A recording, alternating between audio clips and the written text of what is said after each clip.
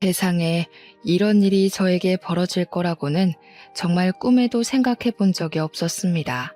제 나이 60이 훌쩍 넘긴 나이에 돌이켜 지난 결혼 생활을 생각해 보니 참 암담하기 그지없더군요.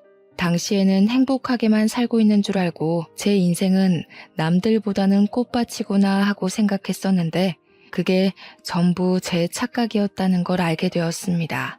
드라마, 영화에나 나오는 막장 사연이 제 이야기일 줄 누가 상상이나 했겠습니까? 모든 사실을 알게 된 지금 지난 시간들을 되짚어보니 그때 나에게 했던 말들이 전부 이것 때문이었구나 하고 알게 되었다고 할까요? 어디 가서 말하기도 부끄러운 제 치부와 같은 결혼 생활 이야기를 시작해 보도록 하겠습니다. 저는 남편과 결혼하고 얼마 지나지 않아서 딸을 하나 낳았습니다. 제 배로 낳은 자식이라 그런지 새빨갛게 태열이 오른 딸의 얼굴도 예뻐 보이기만 했었더랬죠. 하루 종일을 울고불고 안아달라고 보채는 와중에도 어디 한 군데 잘못될까 싶어서 조심스럽기 그지없었습니다. 우리 남편도 딸이 울어도 예쁘다, 웃어도 예쁘다, 뭘 해도 예쁘다며 고슴도치 부모의 마음을 대변하는 사람처럼 굴었습니다. 그렇게 행복만 가득할 것 같았던 우리 가족의 비극은 시어머니 아들 타령으로부터 시작되었다고 해도 과언이 아닐 정도였죠. 남편네 집안이 워낙 손이 귀한 집안이라 했습니다. 따지고 보면 남편도 외동아들이었고 남편네 친척도 죄다 딸밖에 없었거든요. 저에게 아들을 낳아야 한다고 난리를 치는 건 당연한 지사였지만 그래도 제가 낳은 딸이 첫 손주라 그런지 예뻐해 주시기는 했습니다. 하지만 순수하게 우리 딸을 예뻐해 주셨다기보다는 아들을 낳아와야 하는데 그거 알지? 둘째는 무조건 아들이어야 한다. 아들이 답이다. 아들만 낳자. 이런 말을 하셨죠. 남편도 아들 타령하시는 시모의 갖은 협박과 회유에 지쳐서 아이 하나만 더 낳자고 저를 조르기 시작했습니다. 저도 딸 하나 낳고 아이를 더 이상 낳지 말아야지 하는 생각은 없었기에 남편의 말에 동의하였고 바로 둘째를 가질 준비를 했습니다. 시댁에서도 아이 하나만 더 낳아라. 아들만 낳았다고 내가 애들 다 봐줄게 하면서 호언장담하셨던 터라 부담은 별로 갖지 않았습니다. 그렇게 2년을 가까이 노력을 했음에도 불구하고 둘째가 영 들어설 생각을 하지 않더라고요. 첫째 딸은 단박에 신혼여행 가서 생겼는데 둘째가 영 들어서질 않으니까 사람 마음에 조바심이라는 게 들러붙더라고요. 무슨 문제가 있는 게 틀림없다 하는 생각이 들자마자 저와 남편은 병원에 가서 이것저것 검사를 하기 시작했습니다. 저만의 문제가 아닐 수도 있다는 생각에 남편의 손을 꼭 붙들고 산부인과에 가서 임신에 관한 검사를 받았던 거죠. 그런데 병원에서 아주 기야말 이야기를 하시더군요. 제가 다낭성 난소 증후군이라는 겁니다. 첫째 아이를 낳고 나서 발병한 것 같은데 치료를 하지 않고 오래 방치해둔 터라 증상이 심하고 무조건 수술을 해야 한다고 했습니다. 수술을 하지 않으면 큰 병이 될 수 있다고. 하지만 수술을 한다고 불임이 치료되진 않을 것이라고 했습니다. 저와 남편은 말도 안 되는 소리라고 난리를 쳤죠. 첫째를 낳았는데 어떻게 불임이라는 말을 할 수 있냐고요. 그랬더니 후천적으로도 언제든지 불임은 생길 수 있는 거라며 저를 생각한다면 하루빨리 수술부터 해야 한다고 했어요. 하늘이 무너지는 줄 알았습니다. 아들을 꼭 낳아야만 하는데 불임이라는 소리를 들으니까 정말 머릿속이 새하얗게 변하는 것 같았습니다. 제가 아이를 더 이상 낳을 수 없다는 이야기를 시모가 알기라도 한다면 정말 집에서 쫓겨날지도 모르는 일이었거든요. 하지만 언제까지 시모를 속일 수도 없는 일 아니겠습니까? 결국 시모가 제가 불임이라는 것을 알게 되었고요. 엉엉 울면서 바닥을 치다가 저를 치다가 소리를 지르고 난리를 치시더라고요. 아들을 낳아야 하는데 아들을 이러시면서요. 제가 아파서 당장 수술을 해야 된다는 말보다 아들을 낳을 수 없다는 게 시모에게는 훨씬 더 큰일이었던 겁니다. 저도 많이 속상했죠. 하지만 제가 아들을 낳을 수 없는 몸이라는 건 기정사실화된 일이니 제가 시모에게 대들거나 할 수 없었습니다. 그 모질고 거지 같은 시모의 천대를 제가 다 받아내야만 했습니다. 천대는 괜찮았습니다. 우리 딸은 그래도 손녀라고 은근히 챙겨주시긴 했으니까요. 남편도 저의 마음을 꽤 많이 위로해 주었고 우리 가족과 영원히 함께라면 이 정도 시련은 감수할 수 있을 거라 생각했습니다. 우리 시모가 독실한 기독교인이라 이혼은 죽어도 안 된다, 이혼하면 교회 못 나간다고 생각하시는 분이어서 그나마 쫓겨나진 않았달까요? 그러니 시모의 분노가 오로지 저에게로 꽂히긴 했지만 그래도 우리 남편, 내 딸과 함께 할 수 있음에 진심으로 감사했습니다. 남편한테 밖에서 아이라도 낳으라고 하고 싶어 하시는 것 같았지만 이것 또한 기독교 교리에 어긋나는 행동이라고 하더군요. 이혼을 시킬 수도 없고 그렇다고 대를 이을 아들을 포기할 수도 없고 우리 시모는 하루하루 말라갔습니다. 남편에게 남동생이라도 있었더라면 몰라도 외동아들이니까 더 이상 아들의 씨를 이을 수 없다는 게 시모에게는 세상이 무너지는 일이라고 하더라고요. 처음에는 오롯이 제 편에 서서 아들 타령 그만하시라고 소리를 쳐주던 남편도 점점 지쳐가기 시작했습니다. 시름시름 앓으며 살이 죽죽 내리는 시모를 보면서 우리 남편은 어느 날부터 제 편을 들어주지 않았습니다. 은근히 제가 불임이 된 탓을 하기도 했죠. 그럴 때마다 우리 부부는 부부싸움을 하게 되었습니다. 시모의 아들 타령과 고된 참견에 우리 부부의 사이가 소원해지기 시작한 거죠. 시모는 저와 눈이 마주칠 때마다 아들 타령을 해댔고 저는 더 이상 아이를 가질 수 없는 몸인데도 그 타령을 하는 시모에게 스트레스를 받았고요.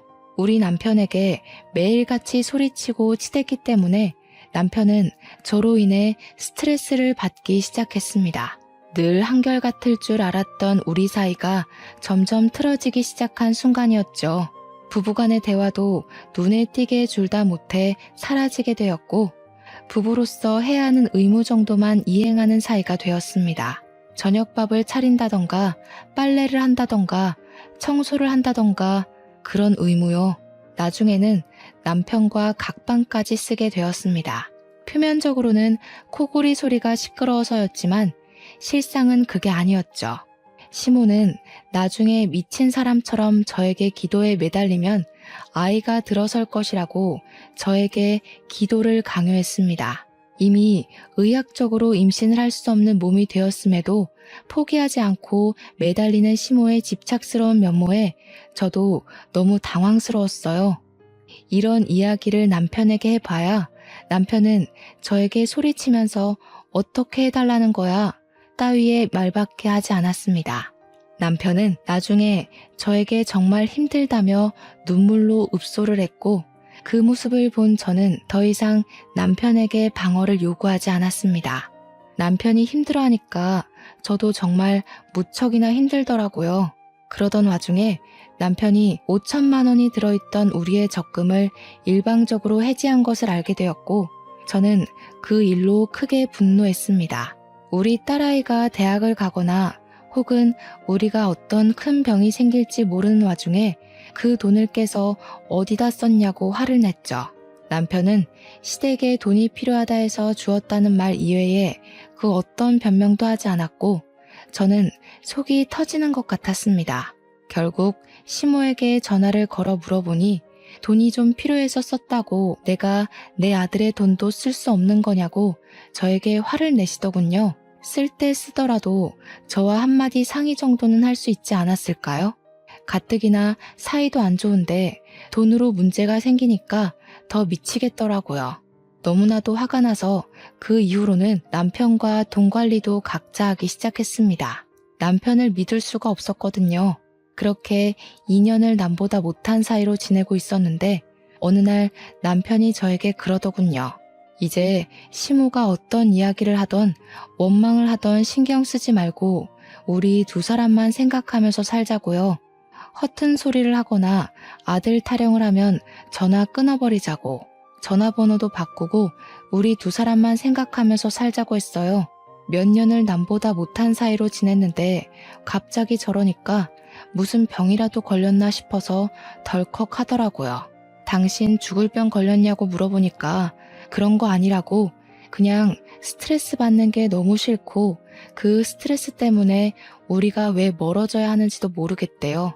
그러면서 저에게 화해의 손길을 먼저 내밀어준 남편을 보면서 저는 너무나도 감동을 받게 되었습니다. 살얼음판 같았던 집구석이 그 한마디, 그 손길 하나로 사르르 녹는 것 같은 착각이 들 정도였습니다. 그때라도 제가 무슨 일인지 꼼꼼하게 파헤쳤어야 했는데 너무나도 바보같이 감언이설에 넘어가고 만 것이죠. 물론 하루아침에 좋아질 수 없는 관계였기에 남편과 저는 무한한 노력을 해야 했습니다.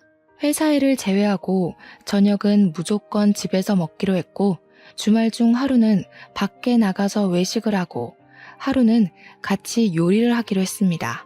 그냥 사소한 집안 룰을 바꾸고 나니까 부대끼는 시간이 많아져서 그런 건가 몇 년 동안 몰랐던 남편의 이야기도 알게 되고 사이가 좋아지더라고요.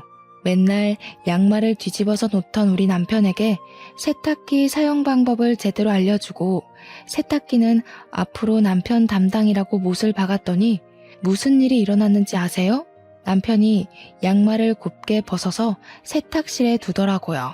자기가 해보니까 뒤집어서 세탁기에 넣는 게 잘못된 일이라는 걸 알게 된 거죠.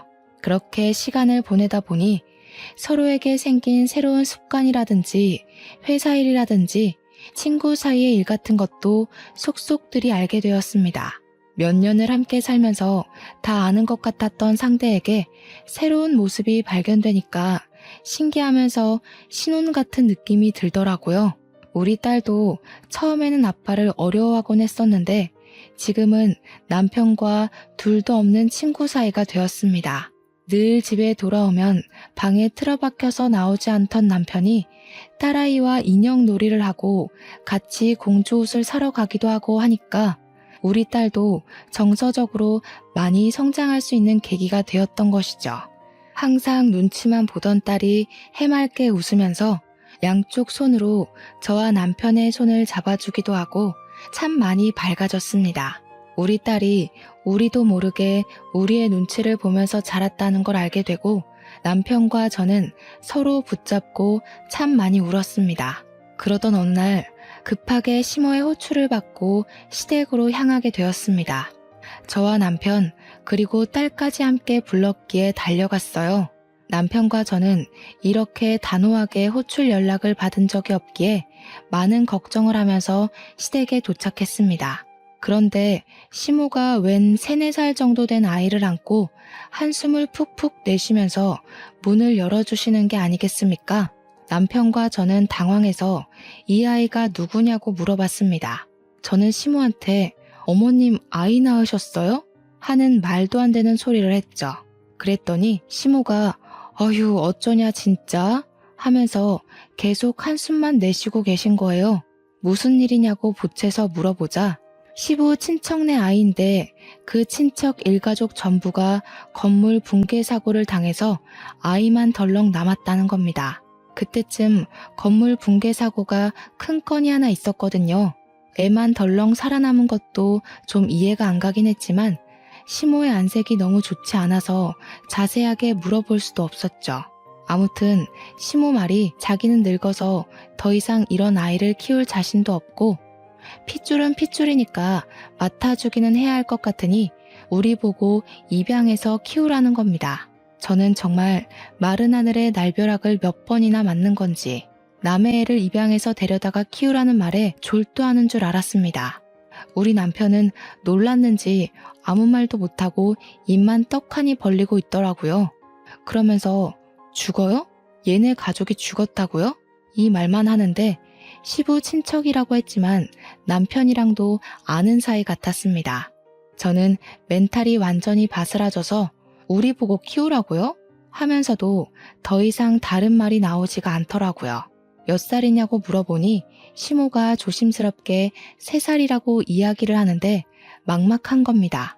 제가 보육원에 보내야 하는 거 아니냐고 물어보니까 시모랑 시부가 어떻게 핏줄을 보육원에 보낼 수 있냐고 강경하게 이야기를 하더라고요. 시부 친척이면 핏줄이라고 해도 좀 연한 핏줄 아닌가 싶었지만 떡하니 아들이니까 손이 귀한 집에서는 잘 됐구나 싶었을 수도 있죠 뭐. 남편과 저한테는 딸밖에 없었고 피가 섞인 아들이라고 하니 시부모 입장에서는 이게 웬 떡이냐 싶었던 거죠. 저는 솔직히 더 나쁜 년 되기 싫어서 입을 꾹 다물고 남편만 하염없이 쳐다보았어요. 남편 입에서 거절의 말이 나와주기를 기다리고 있었는데 우리 남편도 결정을 내리지 못하고 고민만 하고 있더라고요. 저는 진짜 한숨이 절로 나왔고 우리 딸은 그 와중에도 와, 아기가 너무 귀엽다 하고 있었습니다. 보니까 우리 딸이 친화력 좋게 3살배기 아이와 함께 놀아주고 있더라고요. 남편이 그 모습을 빤히 보는데 상상하고 싶지 않은 말이 튀어나올 것 같더라고요. 시모가 제 손을 갑자기 덥석 잡더니 그동안 구박했던 거 다 미안하고 잘못했다고 더 이상 잔소리도 안 하고 아들 타령 안 할 테니까 아이 좀 키워달래요.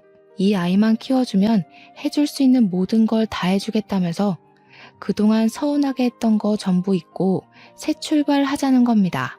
살림에도 전혀 간섭 안 하고 이 아이만 맡아주면 죽은 듯이 살겠다고 하시는데 제가 정말 발을 동동 구르고 싶었어요.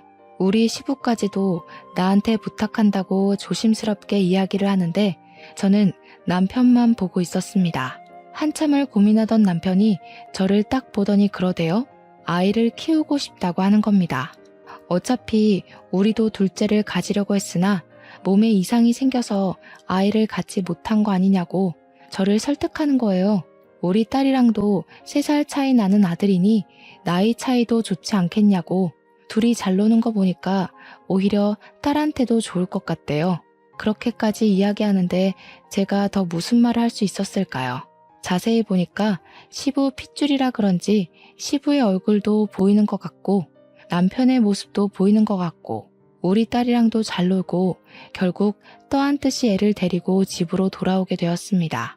남편은 별 고민 없이 아이가 집으로 오자마자 육아용품들을 사러 가자고 했고 당장 필요한 아이의 용품을 사오게 되었습니다. 갈아입을 내복조차 없었으니 하나하나 새로 준비를 해야 했어요. 아이를 위해 쓰라며 시부가 200만 원을 보내주기도 했습니다. 그날부터는 입양 절차를 알아보기 시작했고 남편은 진짜 우리 아들처럼 잘 키워보자고 딸 하나 아들 하나 이상적인 가족 아니냐고 끝까지 저를 설득했습니다. 이미 입양 절차까지 끝냈으니 저도 결심을 했죠. 우리 딸처럼 우리 아들로 키우겠다고요. 그런데 좀 어이가 없는 상황들이 발생하기 시작했어요. 우리 딸이야말로 내 배로 낳은 우리 핏줄이고 아들은 뭐 솔직히 말하면 제 피가 섞인 건 아니니까 남의 핏줄이나 다름없잖아요. 그런데 시모랑 시부는 물론이고 우리 남편까지도 아들이라고 오로지 아들이라는 이유만으로 너무 편애하듯이 챙기는 겁니다. 우리 딸이 인형놀이를 하자고 다가와도 아들이랑 자동차를 가지고 놀고 있으니 제가 고운 시선으로 아들을 볼 수가 없더라고요. 저도 참 못난 사람이죠. 이게 바로 새엄마의 고충인가 싶으면서도 그래도 우리 딸을 더 예뻐해줬으면 싶더라고요. 제가 점점 딸에게만 신경을 쓰게 되고 마음이 기울게 되니까 아들은 점점 더 남같이 느껴지고 저도 모르게 아들의 실수를 눈감아주지 않고 싸늘하게 대하게 되고 예뻐 보이지도 않더라고요. 이게 바로 차별이라는 거잖아요. 아무것도 모르는 3살짜리 애한테 대놓고. 그래서 제가 마음을 고쳐먹기로 결심했어요. 애들이 크는 동안 정말 차별하지 않으려고 무던한 노력을 해야 했어요. 특히 의사소통이 가능해진 시점부터 더욱 신경 써야 했습니다. 딸이랑 아들의 식성이 전혀 달라서 서로 좋아하는 반찬을 고루고루 해주는 것도 무척이나 중요했고요. 사달라는 장난감도 놀이 취향이 달라서 엇갈려도 2개를 꼭 손에 각각 들려주려고 노력했습니다. 일부러 새엄마라서 그렇지 뭐 라는 소리를 듣지 않으려고 제가 아들에게 얼마나 신경을 썼는지 몰라요. 워낙 어릴 때 입양을 해서 그런지 아들도 저에게 엄마 엄마 하면서 잘 따라다니고 저에게 애정도 주고 했고요. 그렇게 우리 아이들이 초등학생이 되고 중학생이 되고 하는 동안 우리 가족에게는 많은 일이 있었습니다. 첫째로 시부가 돌아가신 일이었습니다. 평소에도 지병이 있으셨는데 그 지병이 악화되어서 새벽에 갑작스럽게 눈을 감으신 거였어요. 장례식장에서 남편이 받은 충격이 어마어마했는지 거기다가 임종도 제대로 지키지 못했으니 더욱 마음이 아팠겠죠. 남의 가족들은 전부 시부가 그렇게 허망하게 가실 줄 몰랐던 터라 우왕좌왕했습니다. 우리 시모 또한 현실이 믿기지 않는다는 듯 그렇게 영정사진을 붙잡고 오열을 하셨어요.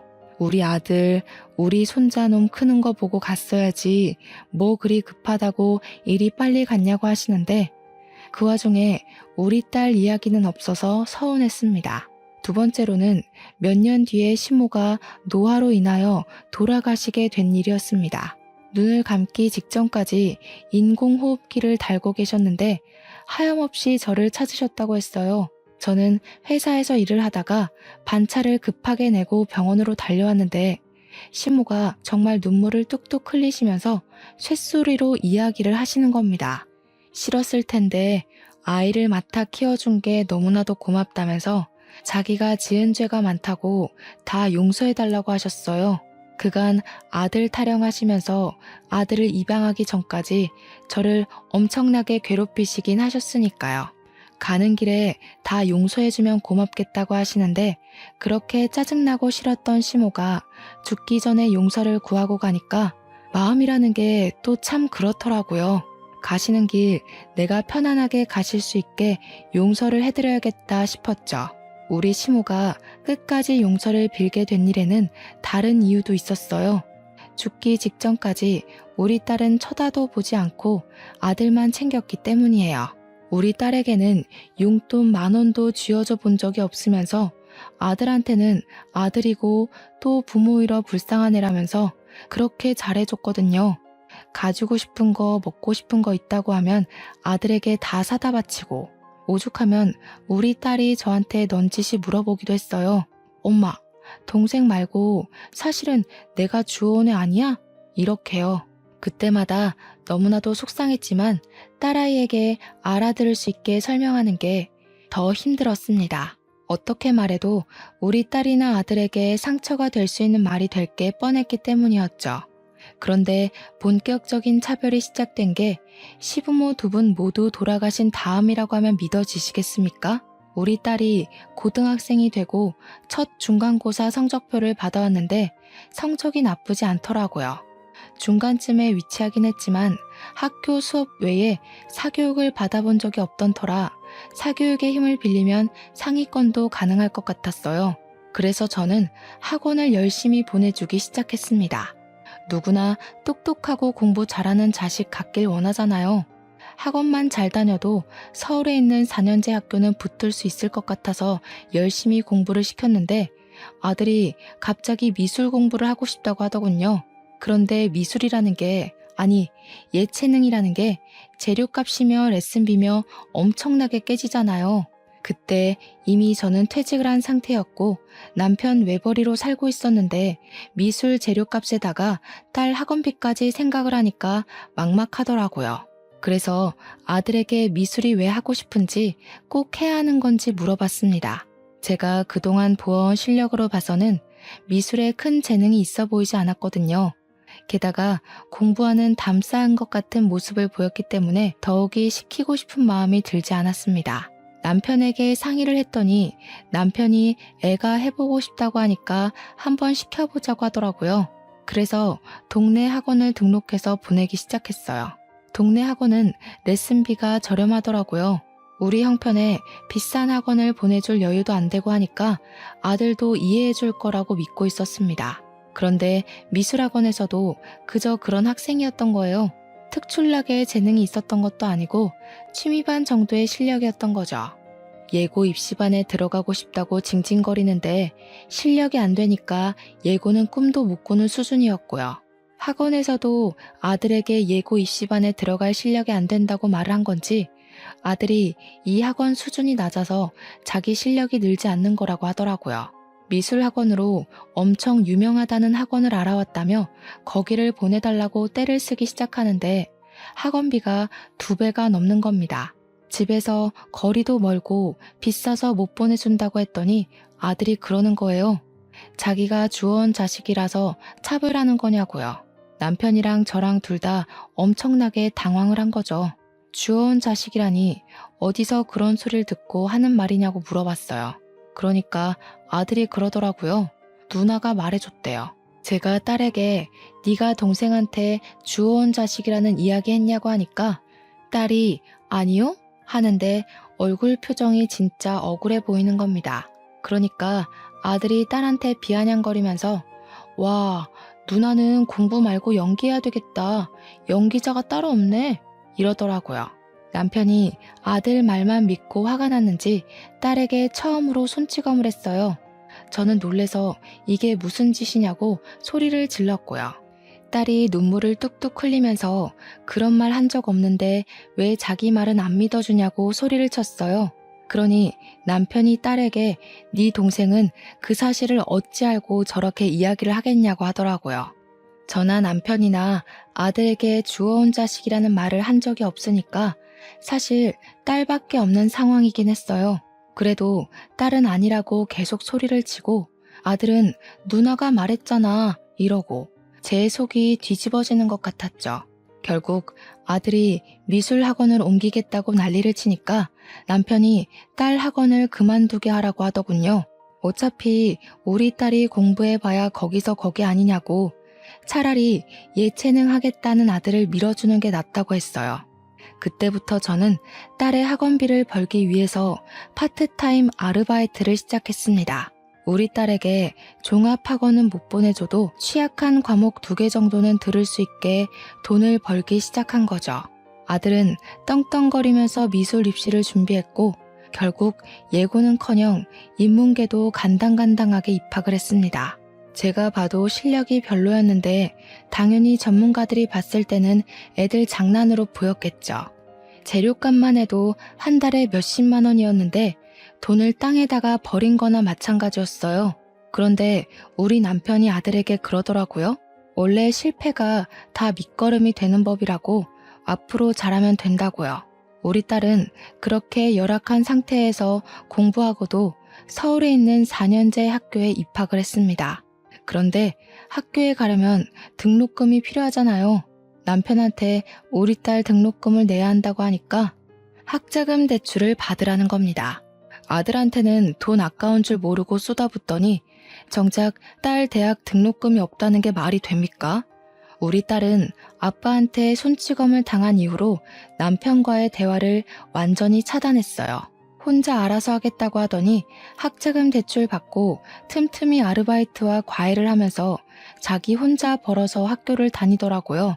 제가 파트타임 아르바이트를 하면서 번 돈은 모조리 딸에게 주었죠. 고등학교에 입학한 아들은 미술학원을 그만두었어요. 정말 한숨만 나네요. 그렇게 쉽게 그만둘 거면 왜 시작을 했냐고 하니까 자기 길이 아닌 것 같다면서 저한테 말리지 그랬어요? 이러더라고요. 하고 싶다고 했을 때 시켜준 게 누구냐면서 엄마 덕분에 시간 버렸네요 하는데 손이 부들부들 떨렸습니다. 친엄마가 아니라고 자기한테 관심 없는 거 아니냐면서 이번에는 연기학원을 다니고 싶다는 거예요. 저는 어이가 없어서 대꾸하길 포기했는데 우리 남편은 미술학원비나 연기학원비나 그게 그거 아니냐고 보내주라고 하더라고요.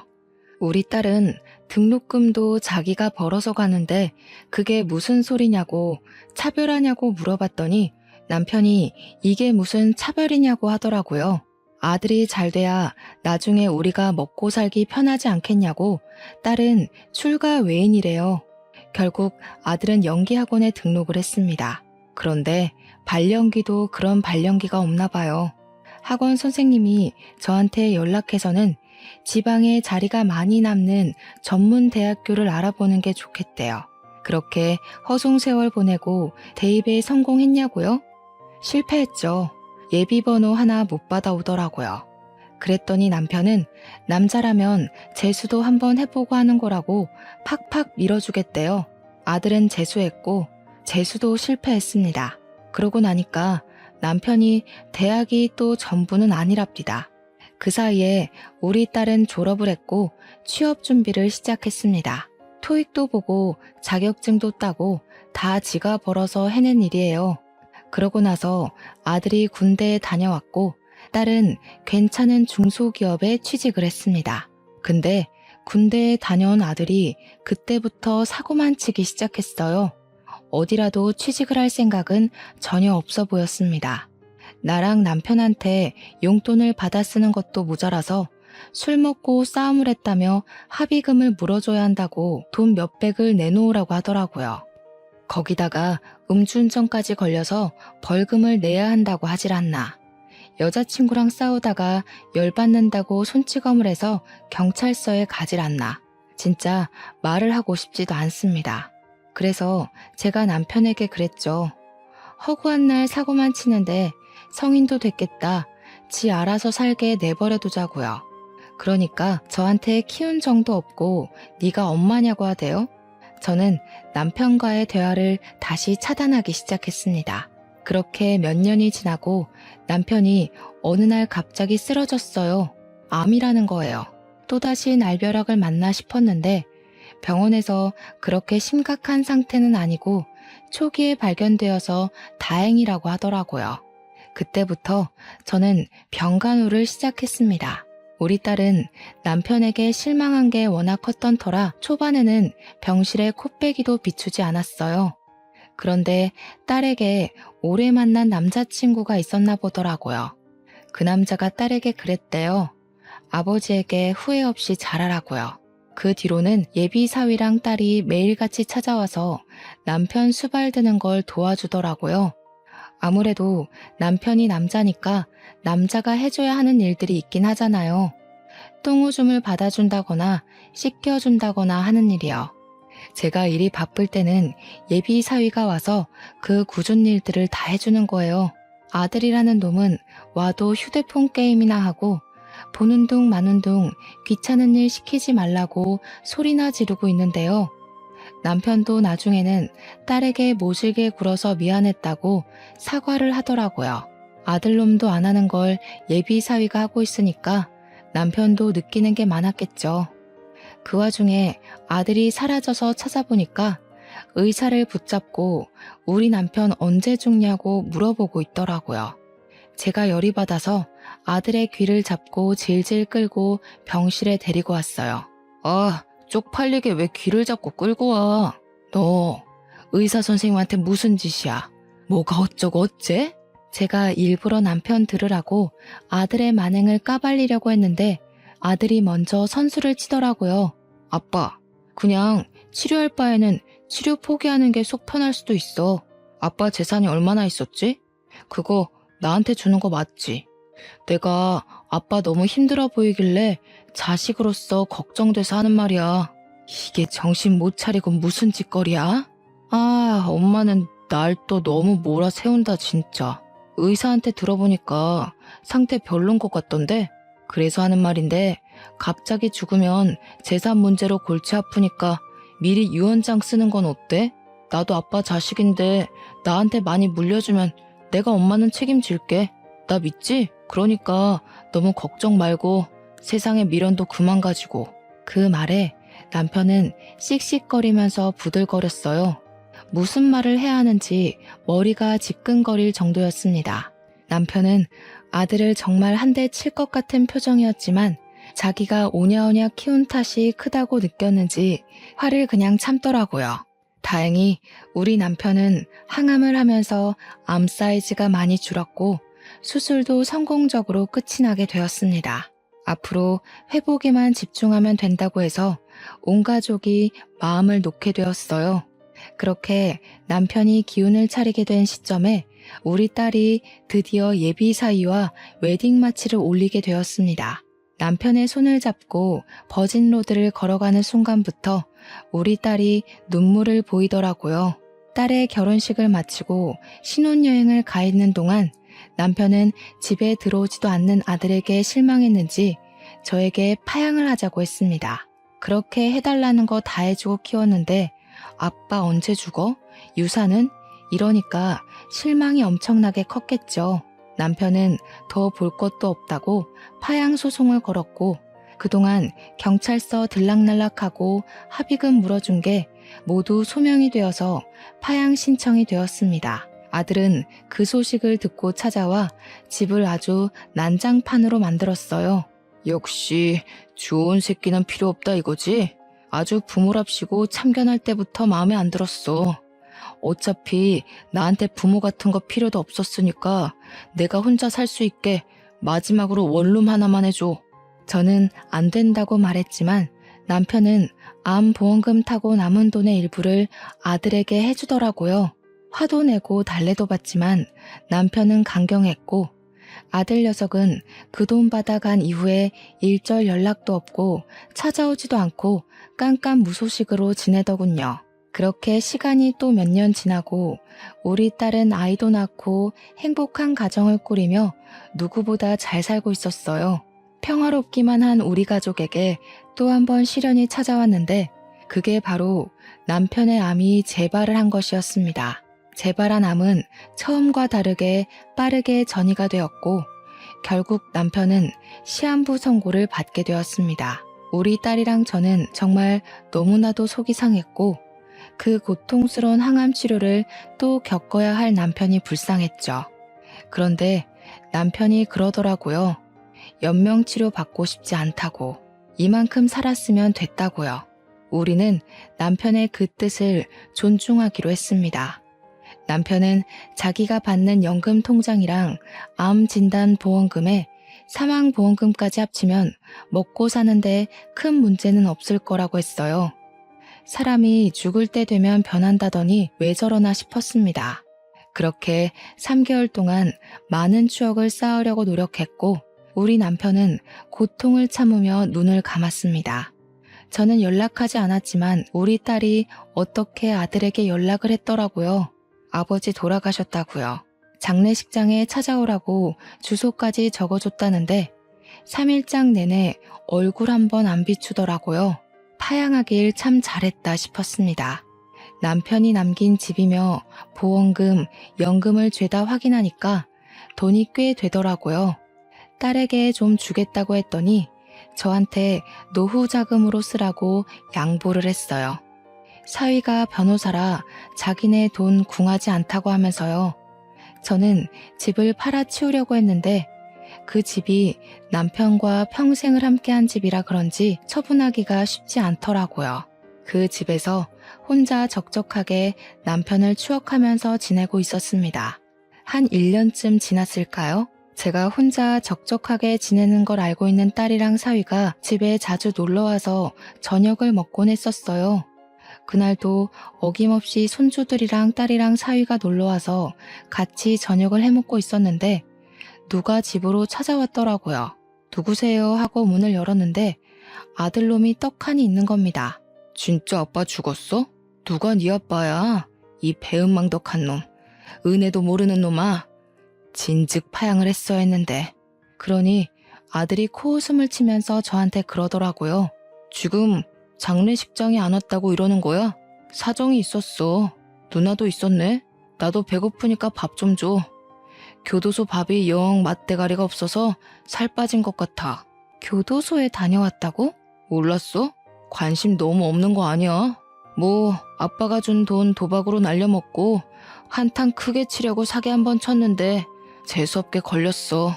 내가 아빠 장례식장에 안 간 게 아니라 못 간 거야. 교도소에서 파양된 놈이라고 안 보내주던데? 진짜 온몸이 휘청거리는 느낌이었습니다. 저걸 자랑이라고 말을 하는 건지 정말 사이코패스 같았어요. 나도 아빠 유산 받을 자격 있는 거 알지? 돈 좀 줘. 돈 없어서 굶어 죽을 지경이야. 딸이고 사이고 할 거 없이 너무 어이가 없어서 아들놈한테 무슨 개소리를 하는 거냐고 난리를 쳤습니다. 이미 파양당해서 아무런 권리도 자격도 없는 놈이 여기가 어디라고 찾아오냐고 딸이 고래고래 소리를 치니까 아들이 그러는 겁니다. 뭐야, 아직도 모르고 있어? 나 아빠 친자식이야. 표정들 보니까 진짜 몰랐나 보네. 나 아빠가 밖에서 나온 자식이잖아. 와, 대단들 하다. 할머니도 아빠도 끝까지 말 안 해주고 죽은 거야? 제가 손을 벌벌 떨면서 무슨 말도 안 되는 소리를 하고 있냐고 하니까 지갑에서 꼬깃꼬깃한 종이를 펼쳐서 보여주는데 친자 확인서더라고요. 남편 이름이랑 아들 이름이 떡하니 적혀 있는데 친자 확률 99.97%라고 적혀 있었습니다. 저는 그 자리에서 바닥에 주저앉고 말았어요. 온몸에 힘이 풀려버렸거든요. 그러니까 저 망나니가 나랑 남편이 소원하고 서로에게 의지하지 않던 그 시절 남편이 밖에서 낳은 자식이라는 거였습니다. 제가 믿질 못하자 아들이 시모에 친필 편지라면서 제가 나중에 믿지 못하면 보여주라고 했다며 시모에 인감 도장이 찍힌 편지를 건네주었어요. 그 편지의 내용은 차마 입으로 담기 힘들 정도로 어질어질한 막장 내용이 적혀 있었습니다. 친모인 여자가 애를 키우고 있었는데 사고로 죽는 바람에 보육원에 갈 처지에 놓인 아들을 시모가 데려온 거였어요. 남편이 나 몰래 5천만 원의 적금을 깼던 것도 저 망나니를 키울 양육비를 줬던 거래요. 아들은 정말 남편의 사생아였고 남편의 자식으로 입양까지 했으니 친자식처럼 잘 키워주라는 내용이었습니다. 만약 며느리가 믿지 못할 시에 이 편지를 보여주라고 친절하게 적혀 있었어요. 제가 얼마나 뒤통수를 맞은 기분이었겠어요. 손을 부들부들 떨면서 그 편지를 읽자 아들이 그러더군요. 이제 나도 상속받을 자격이 충분한 거 알겠지? 나한테도 유산 내놔. 나 돈 필요해. 그러자 변호사인 우리 사위가 나서서 이야기를 하기 시작했습니다. 이미 파양 소송을 통해 파양이 완료된 점, 친자 확인서가 이제 와서 별 소용은 없습니다. 게다가 장인어른 유산은 이미 100% 장모님에게로 증여가 되었기 때문에 자식들에게는 권한이 없습니다. 장모님이 추후에 돌아가신다고 해도 파양된 그쪽은 장모님 친자가 아니라서 권한이 없습니다. 아이씨, 네가 뭘 안다고 껴들어서 지랄이야. 너도 나한테 한번 당해볼래? 네가 무슨 변호사야, 검사야. 엄마 짜증나게 하지 말고 돈 내놓으라고. 사위가 변호사 배지를 보여주니까 그제야 아들이 눈치를 한번 쓱 보더니 입을 다물더라고요. 우리 사위 말 잘 들었지? 네 목 없단다. 그러니까 썩 꺼져. 내가 엄마 사는 집을 몰라, 전화번호를 몰라, 뭘 몰라? 다음에 다시 올 테니까 그때까지 돈 마련해둬. 알았지? 원래 내일 없이 사는 인간이 제일 무서운 거 알지? 난 경고했다. 아들이 사라지자마자 딸이 저한테 집부터 옮기자고 하더라고요. 저도 솔직히 저 망나니가 무서워서 급한 짐부터 딸의 집으로 옮겼어요. 다음날 사위가 근처 부동산에 집을 내놨고 남편과 살았던 추억이고 나발이고 여시나 까잡수라고 영정사진에 대고 욕을 한 뒤 집을 팔아버렸습니다. 그 뒤로 전화번호도 바꿔버렸고요. 등기부등본을 열람할 수 없도록 막아버렸습니다. 그 뒤로 새 세입자에게 망나니가 찾아와서 몇 번이고 저를 어디로 빼돌렸냐면서 폐악질을 했나 보더라고요. 결국 경찰이 오기도 하고 난리가 났었고 저는 보복이 두려워서 경찰에 신변보호 조치를 요청했습니다. 몇 개월 뒤에 아들의 구속 소식이 들려왔습니다. 술을 먹고 싸움질을 하다가 합의금을 마련하지 못해서 구속됐다는 것이었어요. 구치소에서 얼마나 있을지, 재판이 끝나고 형량을 얼마나 받을지 몰라 속을 졸이며 살고 있습니다. 진지하게 사위가 이민을 가거나 지방의 소도시로 이사를 가자고 하고 있어서 고민 중에 있는데 우리가 그 더러운 똥을 피해야 하나 싶기도 하고요. 그나마 사위가 변호사라서 아들에 대해 이것저것 알아볼 수 있는 위치라 정말 다행이라 생각합니다. 사위 아니었으면 돈도 다 뜯겼을지도 모르죠. 한 가지 바라는 건 재판에서 형량 세게 맞고 깜빵에서 평생 썩었으면 좋겠다는 마음뿐이랍니다. 혹시라도 누가 알아볼까 최근 근황에 대해 자세하게 적지 못하는 점은 양해 부탁드릴게요. 제 이야기를 들어주신 청취자 여러분께 다시 한번 감사 인사드리면서 여기서 마무리하도록 하겠습니다.